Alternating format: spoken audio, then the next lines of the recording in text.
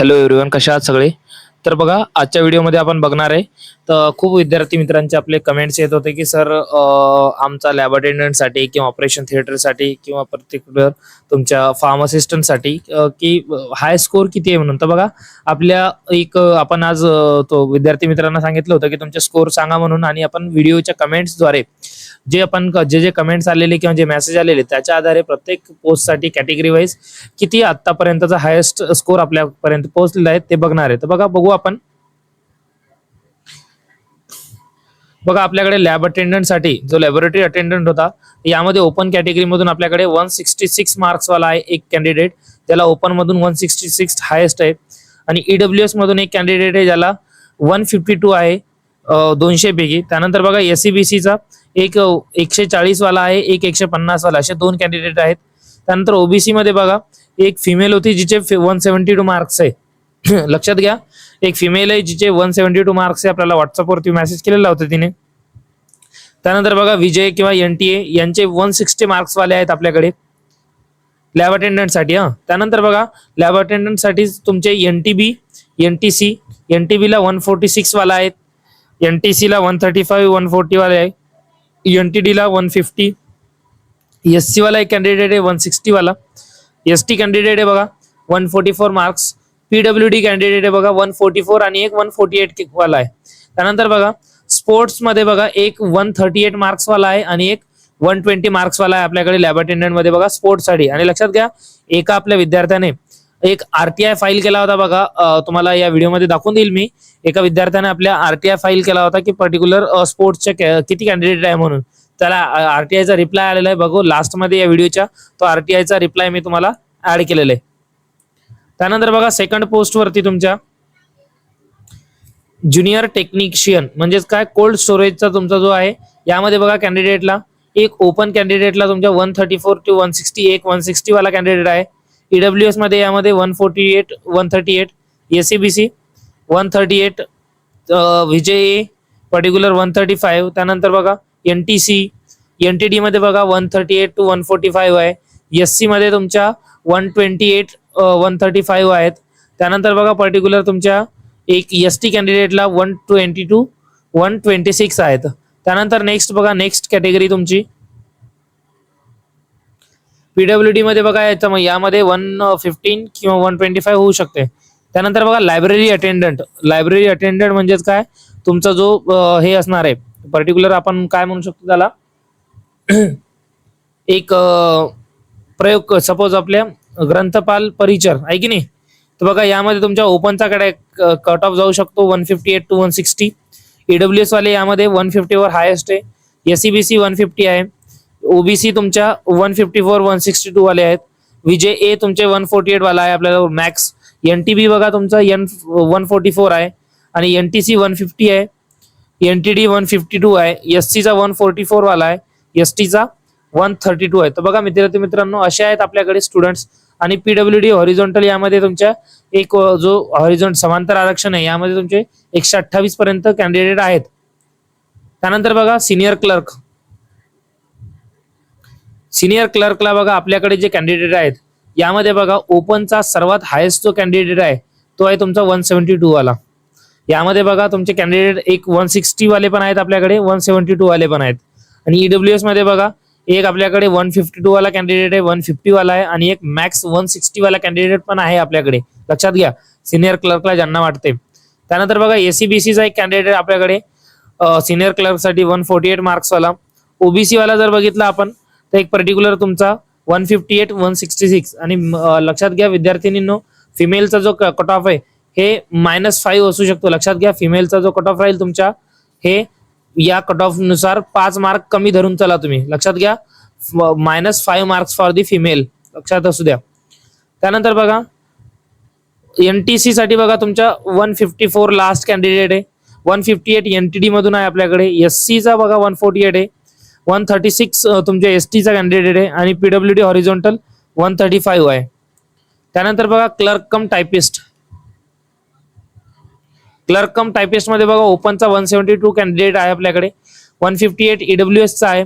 एससीबीसीचा 152 आहे. विजय एचा बघा तुमच्या जनरली 150. एनटीबीचा आपल्याकडे 144 आहे. NTCचा 145 to 152 या मधात कॅन्डिडेट्स आहेत आपल्याकडे.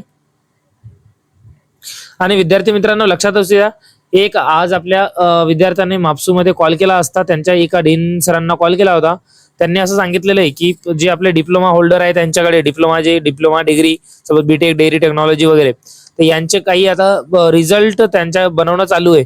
त्यामुळं बघा एक तुमचा पर्टिक्युलरली हे राहणार आहे, काय म्हणू आपण त्याला, जो आपला मापसूचा रिझल्ट आहे त्यामुळे तो होल्डवर आहे. तर लक्षात घ्या, आपण जर हे सपोज त्यांना त्वरित मेल वगैरे जर नाही केले तर तुमचा हे 2 महिन्यापर्यंत रिझल्ट एक्सटेंड होऊ शकतो. लक्षात असू द्या. तर आपण एक उद्याला म्हणजे सपोज आजच आपण काय करू, एक मेल कॅम्पेन ऑर्गनाईज करू. म्हणजेच काय, मी तुम्हाला त्यांच्या रजिस्ट्रारचा मेल पाठवतो आणि आपल्या ग्रुपवरती टेलिग्रामच्या, आणि तो मेल बघा मागच्या वेळेस खूप कमी जणांनी तो फॉरवर्ड केला होता. तुम्ही तो मेल कॉपी पेस्ट करा तुमच्या जीमेल मध्ये आणि तो रजिस्ट्रारचा जो मेल आयडी मी देईल त्या मेल आयडीवर फॉलो करा. तुम्हाला जर पाठवा, सेंड करा.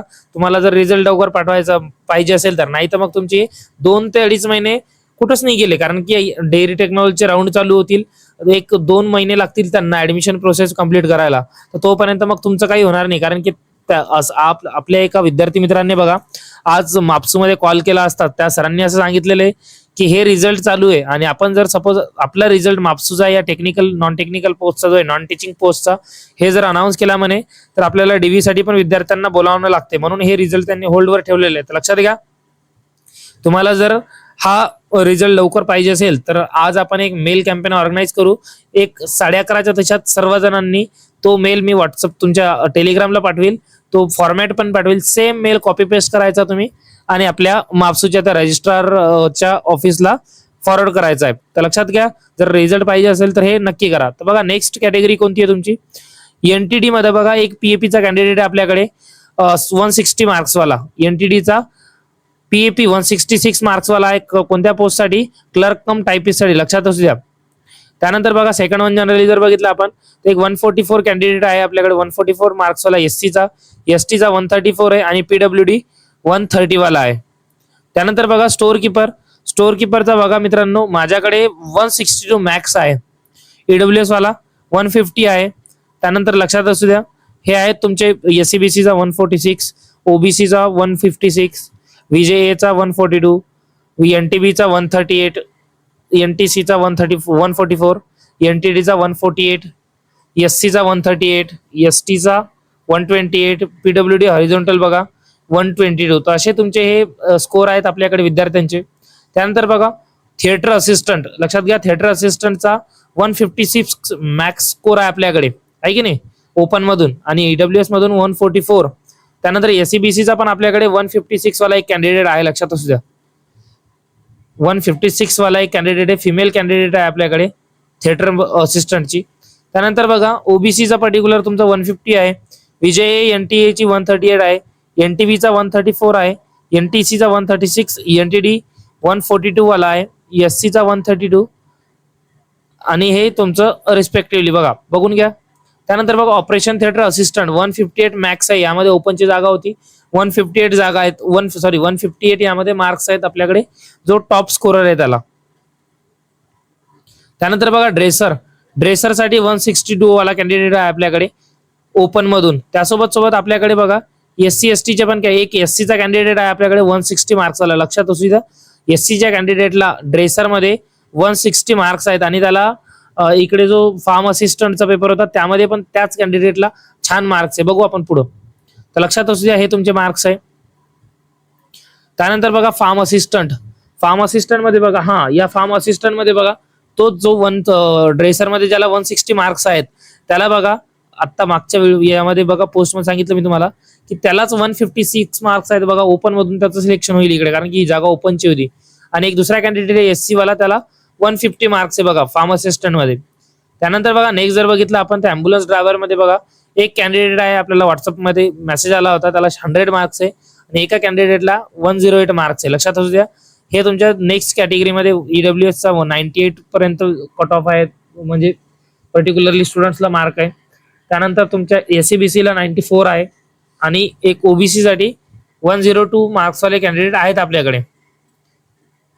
पण त्यानंतर हे category wise VJ, NTB, NTC, NTD, SC, ST आणि PWD हॉरिझॉन्टल रिझर्वेशन.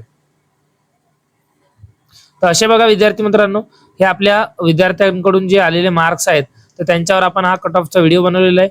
तुम्हाला किती मार्क्स आहेत ते आपल्या या व्हिडिओच्या कमेंट सेक्शन मध्ये नक्की कळवा. आणि जेणेकरून आपल्याला जो आज आपण मेल कॅम्पेन ऑर्गनाईज करणार आहे लगेच 11:30 वाजता मी तुमच्या व्हॉट्सअपला सेंड करील. तर त्या पर्टिक्युलर याच्यावर तुम्ही किंवा मी अगोदरच सेंड करून ठेवेल तर तो मेल सर्वांनी आवर्जून सेंड करा. तुम्हाला जर रिझल्ट लवकर पाहिजे असेल तर, कारण की आज जर रिझल्ट या वीक मध्ये जर नाही लागला तर 1-2 महिन्यापर्यंत तुमचा हा रिझल्ट पोस्टपोन होऊ शकतो. So please do like, share and subscribe. Thank you.